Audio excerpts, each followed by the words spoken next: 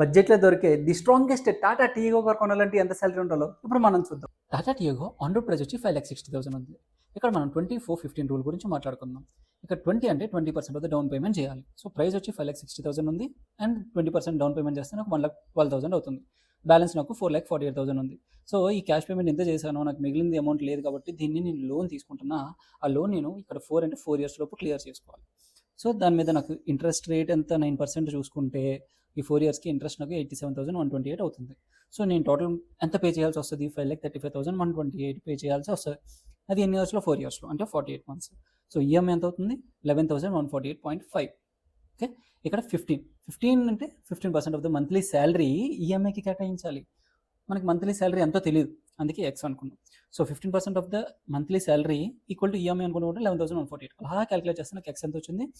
74,323.33 వచ్చింది. అంటే ఆల్మోస్ట్ 74,500 అనేది మనం అనుకుందాం మంత్లీ సార్.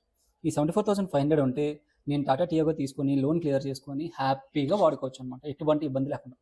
మీ ఫ్రెండ్స్లో ఎవరైనా సరే స్ట్రాంగెస్ట్ అండ్ బడ్జెట్లో ఉండే కార్ కొనాలనుకుంటే వాళ్ళకి ఈ వీడియోని షేర్ చేయండి.